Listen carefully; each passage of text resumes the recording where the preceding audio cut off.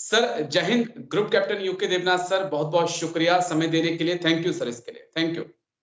जय हिंद राजेश। सर जो बाइडन के राष्ट्रपति हैं, उन्होंने एक टर्म यूज की कि भारत जीनोफोबिया का शिकार है। मैं इस पे आपका पॉइंट लेने से पहले एक बार बाइडन के बयान को अपने दर्शकों को बता देना चाहता हूं। वो कहते हैं कि हमारी अर्थव्यवस्था के बढ़ने का कारण आप जैसे अनेक लोग हैं। इसकी वजह यह है कि हम प्रवासियों का स्वागत करते हैं, लेकिन कई देश प्रवासियों को बोझ की तरह देखते हैं। आज आखिर चीन आर्थिक रूप से इतनी बुरी हालत में क्यों है? जापान को इतनी परेशानी क्यों आ रही है? रूस को इतनी दिक्कत क्यों है? भारत क्यों नहीं आगे बढ़ पा रहा है? क्योंकि ये जेनोफेबिक देश हैं, इन्हें अप्रवासियों से डर लगता है। तो क्या हिंदुस्तान वाकई में अप्रवासियों से डरता है सर? क्या हम डरते हैं कि कोई गोरे फिर से आ जाएंगे और देश के ऊपर कब्जा कर लेंगे? राजेश, जो बाइडन ने जो कहा है उसको we should take with a pinch of salt. ये उनका नजरिया है, लेकिन मैं मीडिया पर खुलेआम ये बताना चाहता हूं कि भारत ने हजारों साल से, 10,000 साल से, 5,000 साल से और खासतौर से पिछले 2,000 साल से हमेशा सबका स्वागत किया है। जो भी आया, चाहे वो पूर्व से आया हो, पश्चिम से आया हो, उत्तर से आया हो, वो भारत में आया और भारत का आकर भारत का ही हो गया। आप भारत का इतिहास देख लीजिए, एंशिएंट सिविलाइजेशन, मेडिएवल हिस्ट्री पढ़ लीजिए, साइंटिफिक रिकॉर्ड है। अब तो डीएनए टेस्ट के वजह से ये भी प्रूव हो गया कि भारत का जो जीन पूल है उसमें सुदूर पूर्व से दूर पश्चिम तक का डीएनए है हमेशा से, चाहे वो शक हो, कुषाण हो, और पिछले 1,000 साल में अलग अलग जो अफगानिस्तान के रास्ते से इन्वेडर्स, हमलावर भारत में घुसे, वो भारत कर होकर हमारे यहीं घुल मिल गए। एक और चीज मैं बताता हूं, ये ट्रेंड पिछले 100 साल में, पिछले 50 साल में, पिछले 20 साल में और भी अच्छा हो गया है। आप देखिए, हम तो पॉलिटिकल तरीके से इसको बोलते हैं। हमने सीएए बनाया, पाकिस्तान से लोग आ रहे हैं, वेलकम। बांग्लादेश से लोग आ रहे हैं, वेलकम। हम उनको भारत का नागरिक होने में मदद कर रहे हैं। मैं चीन का एग्जांपल देता हूं। दलाई लामा आए, अपने साथ इतने सारे तिब्बतियंस को इंडिया में लाए, वेलकम। हम तो सबका दिल खोल के स्वागत करते हैं।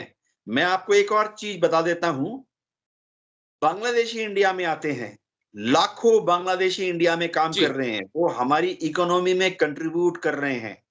खास तौर से आप किसी भी बड़े शहर में चले जाइए, दिल्ली, नोएडा, गुड़गांव, बॉम्बे, बेंगलोर, आप देखेंगे कि जो बांग्लादेशी हैं, उन्होंने ही लोअर लेवल पे हमारी इकोनॉमी को सस्टेन किया हुआ है। आप गार्ड्स की बात कीजिए, गार्डनर्स की बात कीजिए, हाउसकीपिंग स्टाफ की बात कीजिए, सिक्योरिटी स्टाफ की बात कीजिए, सबसे बड़ी बात है लोअर टेक्निकल काम जो होता है सब बांग्लादेशी कर रहे हैं, एंड दे आर वेलकम। वो हमारी इकोनॉमी में कंट्रीब्यूट कर रहे हैं। कुछ लोग कहते हैं रोहिंग्यास, मैं गर्व के साथ कहता हूं कि हमारे यहाँ जो भी रोहिंग्या आया, आम भारतीय ने दिल खोल के उनका स्वागत किया। रोहिंग्या आज भी हिंदुस्तान में रह रहे हैं और भारत में खुश हैं। उनको भारत रोटी, कपड़ा, मकान मुहैया करा रहा है। जहां जहां भी वो रहते हैं, चाहे हमको थोड़ा पॉलिटिकल और एडमिनिस्ट्रेटिव और पुलिस कारणों से हम उनको थोड़ा अलग रखते हैं, थोड़ा ट्रैक करते हैं, लेकिन उनको मकान दिया जाता है, पानी का कनेक्शन दिया जाता है, उनके घर में बिजली का कनेक्शन दिया जाता है, उनके बच्चों को स्कूल में दाखिल किया जाता है। मैं अलग अलग पॉइंट ऑफ व्यू से चीजों को आपसे समझना चाहता था। एक मैं बड़े लेवल पे बात करना चाह रहा हूं आपसे, क्योंकि हमने ट्रेंड देखा है पिछले 2 दशक में कि हर साल भारत से लाख, 1.5 लाख, 2 लाख पढ़े लिखे युवा डॉक्टर्स, इंजीनियर, साइंटिस्ट जा रहे हैं। वो जाकर अमेरिका की इकोनॉमी को आसमान तक पहुंचाने में मदद कर रहे हैं। मेरा पॉइंट समझिए सर, हम यूरोप से क्या ला रहे हैं? हमारे पास कोई, आपने देखा कि यूरोप से कोई साइंटिस्ट आया हो, डॉक्टर आया हो, इंजीनियर आया हो, जो आकर कहे कि हाँ मैं भारत की अर्थव्यवस्था में पैसे लगाऊंगा, इस देश को ऊपर ले जाऊंगा? क्या ये चिंता का सबब नहीं है इस देश के लिए? क्या इसके बारे में सोचना नहीं चाहिए सर? हाँ राजेश, जो आपने सवाल पूछा ये एक स्ट्रेटेजिक इंपॉर्टेंस का सवाल है। इसकी महत्वता जो है आने वाले दशकों में मानव अधिकार संपर्कों से जो डील करते हैं उनको ज्यादा अच्छा लगेगा। देखिए क्या जी होता है, ब्रेन ड्रेन या जो स्किल है वो किस तरफ माइग्रेट करता है। जो भी आदमी है वो उसमें कुछ खूबियां होती हैं और वो उस खूबियों को बेचता है। कोई अच्छा जी लिखता है, कोई अच्छा गाना गाता है, कोई अच्छा टेक्निकल काम करता है, कोई अच्छी तरह से सोशल व्यवहार करता है। आप और मैं मीडिया में हैं, हम लोग मीडिया में अच्छा प्रोफेशनल होने की कोशिश करते हैं। ये किस तरफ जाता है? लाखों साल से है कि जहां पे भी आपको कंपनसेटरी रिसोर्सेज अच्छे मिलेंगे, यानी जी आपको अपना काम करके पैसा अच्छा मिले, अच्छा घर मिले, अच्छी जी गर्लफ्रेंड मिले, अच्छा स्पाउस मिले, आप उस तरफ जाओगे। तो यूरोप अमेरिका से उनकी जो स्किल्ड लेबर है वो भारत क्यों नहीं आता, बहुत क्लियर है। क्योंकि एक स्किल्ड लेबर यूरोप अमेरिका में जो कमाता है उसको भारत कभी नहीं दे पाएगा। मैं खुद डीआरडीओ में था, साइंटिस्ट के साथ काम किया। हमारे यहाँ एक साइंटिस्ट की एवरेज तनख्वाह कितनी होती है महीने की, समझो 2 लाख। एक यूरोपियन जो है वो 2 लाख की एवरेज सैलरी से इंडिया में काम नहीं करेगा। ठीक है। डीआरडीओ में जो विदेशी आते थे हमें हेल्प करने के लिए, आते हैं इक्का दुक्का आते हैं, उन सबका पैकेज होता था 1 करोड़ रुपए का। ओके। मैं 1 साल की बात नहीं कर रहा हूं, एक महीने की। 1 महीने के लिए वो आते थे, 1 करोड़ रुपए लेते थे। तो जी हम उनको उस तरह का कंपलसेटरी पैकेज नहीं दे सकते, रिन्यूमरेशन नहीं दे सकते।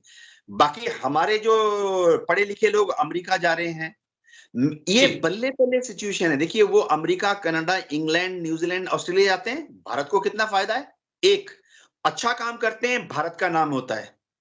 तो जी वहां पे दुबई में, अमेरिका में डॉलर्स और पाउंड्स कमाते हैं, भारत में अपने मम्मी डैडी को भेजते हैं। ठीक है, भारत, केरला, पंजाब, इनकी तो इकोनॉमी इतनी बायंट हो गई क्योंकि उनके लेकिन बच्चे आपको पैसा उनके मिल रहा है, भेज रहे लेकिन हैं आपका पैसे। दिमाग वहां पर है सर। हमें ये भी समझना होगा कि वो हाँ, दिमाग अगर यहाँ पे यूटिलाइज होता तो मुझे लगता है कि भारत की तस्वीर बहुत अलग होती। पैसा आपको मिल रहा है, डॉलर भी आ रहा है आपके पास, पॉन्ड्स भी आ रहे हैं, सब आएगा, लेकिन आपका ब्रेन जो है वो उनकी प्रोग्रेस में काम कर रहा है। इस चीज को हम नकार नहीं सकते। बस एक आखिरी पॉइंट जो मैं समझना चाहूंगा, अभी तक इस्लामोफोबिया की बात होती थी, हिंदोफोबिया की बात होती थी, अब बाइडन जेनोफोबिया लेकर आ गए कहीं। क्योंकि अमेरिका की बात करें तो अमेरिका में खुद बाइडन की पोजीशन डगमगाई हुई है। क्या हम उस लिहाज से भी ले सकते हैं चीजों को? बाइडेन जरा डेलिकेट पोजीशन में है, ऐसे भी ट्रम्प की पर्सनैलिटी के सामने कहीं नहीं टिकते। दूसरी चीज है कि अमेरिका जी में फिलहाल डेमोक्रेट्स जो हैं डिफेंसिव मूड में हैं और रिपब्लिकन्स जो हैं ऑफेंसिव मूड में हैं। जी एक और चीज जो बाइडेन के लिए बड़ी असुविधा की बात बन गई वो कि हमास और इसराइल का युद्ध, जी जिसमें कि अमेरिका की आम लोगों को, आम मतलब जो सेंटर में रहते हैं, मध्य में रहते हैं लोग, या थोड़ा ठीक है। सेंटर लेफ्ट मतलब मध्य के थोड़ा बाएं तरफ जो रहते हैं, कम्युनिस्ट नहीं जी बोलूंगा, लेकिन जो जी आम आदमी है उनको लग रहा है कि शायद बाइडेन ने सही तरीके से फिलिस्तीन के लोगों का साथ नहीं दिया। और कुछ तो रिपब्लिकन्स ओके जो कि कैपिटलिस्ट विचारधारा का होते हैं, उनको भी लग रहा है कि जी ये शायद मतलब रिपब्लिकन्स के लेफ्ट का जो धड़ा है उनको लग रहा है कि शायद बाइडेन ने इजराइल को ठीक से कंट्रोल नहीं किया। तो उनकी हालत जरा नाजुक है। ओके। मेरे ख्याल से इलेक्शन आज की तारीख में हुए तो वो एक 0.5% से ट्रंप से हार जाएंगे।